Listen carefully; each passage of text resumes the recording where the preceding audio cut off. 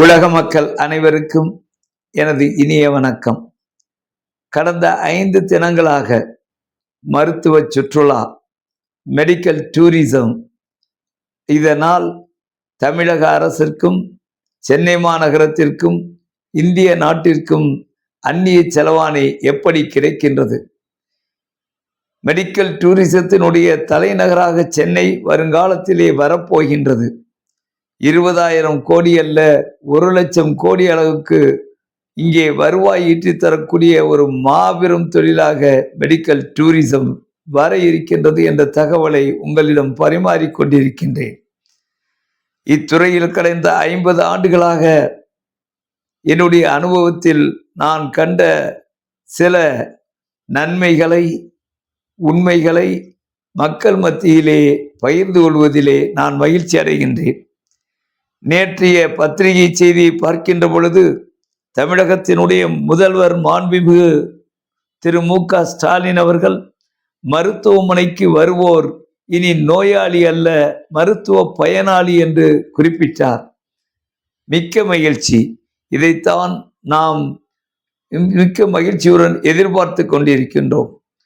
ஒரே ஒரு காரியத்தை மட்டும் உங்களிடத்திலே பகிர்ந்து கொள்வதிலே பெருமகிழ்ச்சி அடைகின்றேன்.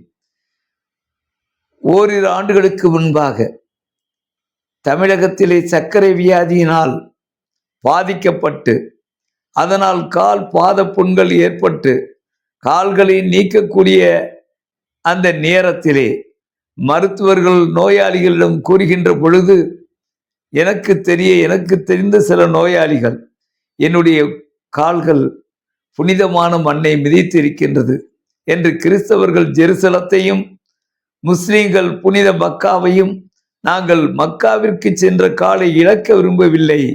we want to get away from amputation. கால்களை நீக்குவதை விட எங்களுக்கு குணப்படுத்துவதற்கு உதவி செய்யுங்கள் என்று கூறினார்கள்.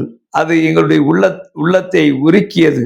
உடனே நானும் all India foreign medical graduate அசோசியேஷனும், ஏஜே ட்ரஸ்ட் மருத்துவமனையும், ஏஜே சுவேதா மெடிக்கல் சென்டர் மற்றும் ரஷ்ய நாட்டில் உள்ள 2 பல்கலைக்கழகங்கள், Stavropol state medical university and north Caucasus medical university மற்றும் அருமைக்குரிய பேராசிரியர் டாக்டர் கோயல் அவர்கள் இந்த Delhi pharmaceutical science and research university, இவை அனைத்தும் இணைந்து என்ன செய்ய முடியும், பாத புண்களை குணப்படுத்துவதற்கு என்ன செய்ய முடியும் என்று கேட்கின்ற பொழுது, மற்ற மருத்துவ முறைகளும், குறிப்பாக யுனானி, சித்தா, ஆயுர்வேதா மருத்துவர்கள் எங்களை இணைத்துக் கொள்ளுங்கள்.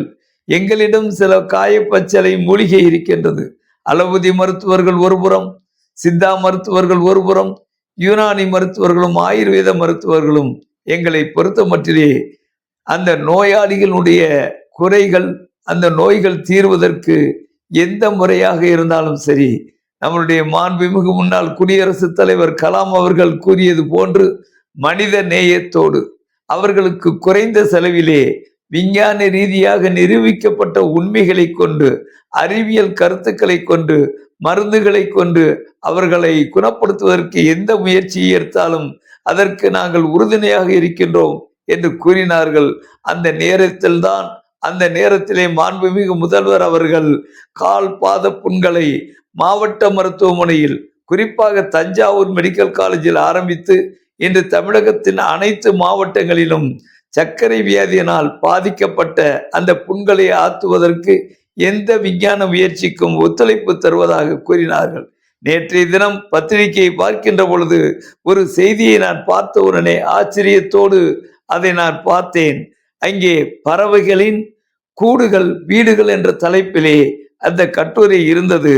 அதிலே தூக்கணாங்குருவி மற்றும் பல்வேறு மரங்கொத்தி பறவை, இவையெல்லாம் 6 அறிவு படைத்த மனிதனை விட 5 அறிவு 4 அறிவு உள்ள பறவைகளுக்கு கூட அந்த பறவைகள் தன்னுடைய கூடுகளை கட்டி உலகத்திலே நிம்மதியாக இன்பமாக வாழ்ந்து அதுகளும் தன்னுடைய பறவைகளை, குஞ்சுகளை ஈன்று அந்த பறவைகள் எல்லாம் பறந்து செல்கின்ற மகிழ்ச்சியான அந்த காட்சியை பார்க்கின்ற பொழுது 6 அறிவு உடைத்த மனிதனால் அந்த தூக்கணாங்குருவியை கட்ட முடியுமா என்று சிந்திக்கின்ற பொழுது எனக்கு மிக்க மகிழ்ச்சியாக இருந்தது.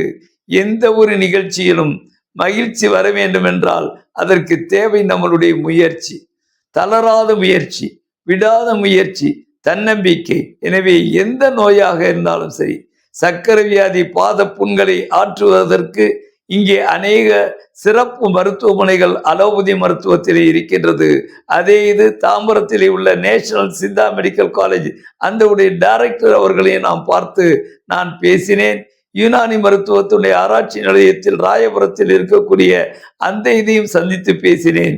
இப்பொழுது கூட்டு முயற்சியாக AJ Zubaida medical centre medical tourism மட்டுமல்ல, தமிழகத்தில் எங்கிருந்து நோயாளிகள் வந்தாலும் சரி, குறைந்த செலவிலே கலாம் அவர்கள் கூறியது போன்று கடைக்கோடி ஏழை மக்களுக்கும் உங்களுடைய ஆராய்ச்சிகள் உதவ வேண்டும் என்று கேட்டுக்கொள்வாரே, அந்த வகையிலே அந்த புண்களை ஆற்றுவதிலே நாம் நம்முடைய எண்ணத்தை, நம்முடைய ஆராய்ச்சியை செலுத்த வேண்டும். அந்த முயற்சியை ஏஜே சுவைதா மெடிக்கல் சென்டரும் நான் கூறிய பல்கலைக்கழகங்களும் அந்த துணைவேந்தர்களும் முயற்சி செய்து கொண்டிருக்கின்றார்கள். எந்த ஒரு முயற்சியும் எப்பொழுது முழு வெற்றி பெறும் என்றால் அரசும் பொதுமக்களும் தனியார் நிறுவனங்களும் என்று செய்கின்றோமோ நிச்சயமாக மக்கள் சேவையை மகேசன் சேவை என்று கூறுவார்களே, அது போன்று என்னுடைய அருமை டாக்டர் பெருமக்களுக்கும் இதன் துணையாக இருக்கின்ற அந்த செவிலியர் பெருமக்களுக்கும் அதனுடன் இணைந்து செயலாற்றுகின்ற மருத்துவத்துறையின் அனைத்து நிபுணர்களுக்கும் என்னுடைய மனமார்ந்த நன்றியை கூறிக்கொள்கின்றேன்.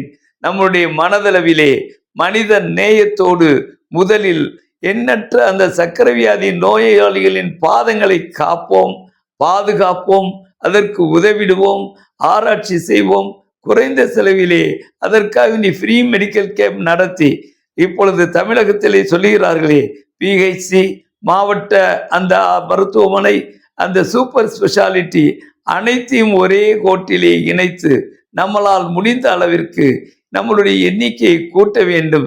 தமிழகத்திற்கு நற்பெயர் கிடைக்க வேண்டும். வருங்காலத்திலே உலகத்தின் அனைத்து நாடுகளுக்கும் தன்னுடைய பிணிக்கு தீர்வு காண சென்னை மாநகரத்தை நோக்கி வர வேண்டும். வரலாற்றிலே அது எழுதப்பட வேண்டும் என்ற வேண்டுகோளை விடுத்து என் உரையை முடிக்கின்றேன். நன்றி, வணக்கம்.